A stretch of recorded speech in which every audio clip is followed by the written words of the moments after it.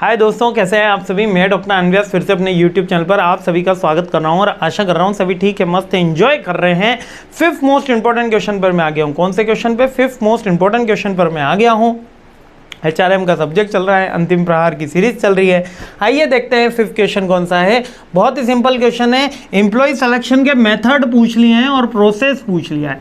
अच्छा, मेथड के अंदर तो देखिए, मेथड में तो बहुत सारे मेथड्स होते हैं, लेकिन अगर कहा जाए कि आपसे पूछ लिया जाए कि बताओ कैसे अपन एम्प्लॉय को सेलेक्ट करेंगे, तो एक प्रोसेस तो अपन बाद में देखते हैं, पहले मेथड के ऊपर बात कर लेते हैं। एक तो डायरेक्ट इंटरव्यू आप सबको पता है, ग्रुप डिस्कशन से पता है, पर्सनल इंटरव्यू को ही डायरेक्ट इंटरव्यू है ना।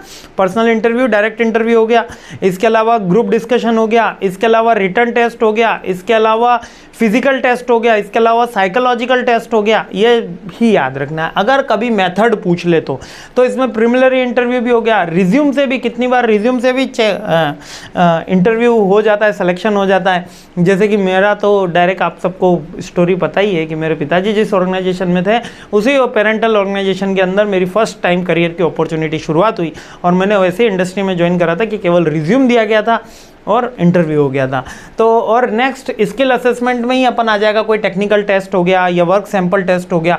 बहुत से गिग वर्क होते हैं या फ्रीलांसिंग वर्क करते हो, वहाँ पर सैंपल टेस्ट बहुत ज़रूरी होता है। बहुत से बच्चे कहते हैं कि सर हम आपके लिए थंबनेल डिज़ाइन करते हैं या हम आपके लिए सर ये वाली एक्टिविटी करते हैं। तब हमारी टीम हमेशा उनसे सैंपल मंगवाती है कि आप ये सैंपल बताओ, अगर आपको हमको अच्छा लगेगा तो हम आपको ज्वाइन करवाएंगे, नहीं करवा पाएंगे तो आजकल जितने भी फ्रीलांसिंग वर्क होते हैं वो सैंपल, वर्क सैंपल हमेशा मंगवाते हैं।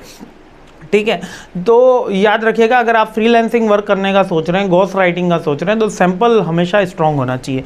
ठीक है, सिचुएशनल इंटरव्यू, पर्सनल इंटरव्यू, अब बिहेवियरल, सिचुएशनल, नाम अलग अलग हो गए। बस ये ग्रुप डिस्कशन और रेफरेंस चेक से भी हो जाता है, जैसे हमारा रेफरेंस चेक के थ्रू हुआ था।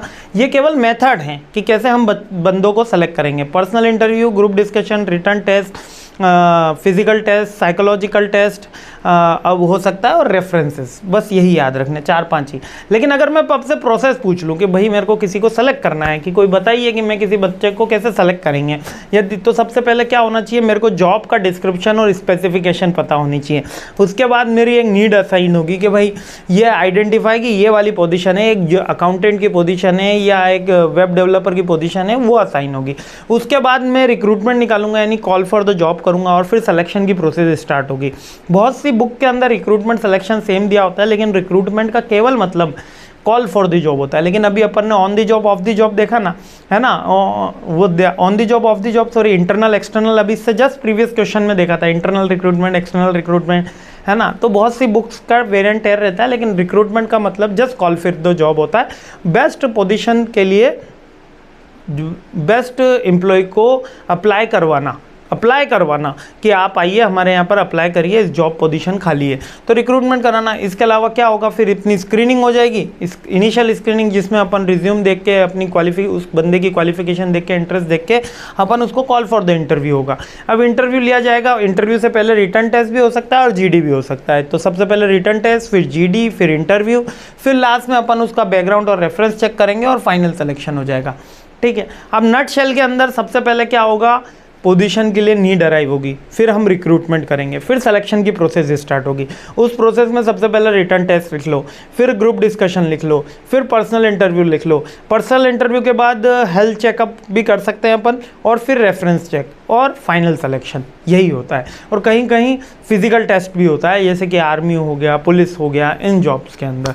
ठीक है, बहुत सिंपल है, कोई दिक्कत नहीं है। मेथड भी मैंने आपको बता दिया कि 5-6 मेथड मैंने आपको बता दिए, और प्रोसेस भी बता दिया। यही 2 क्वेश्चन इससे बनते हैं। अपने एम्प्लॉय के सिलेक्शन के मेथड्स पूछ लेगा या उसकी प्रोसेस पूछ लेगा। मस्त रहिए, खुश रहिए, मुस्कुराते रहिए, और अगले क्वेश्चन पे हमला बोलते हैं। जय हिंद।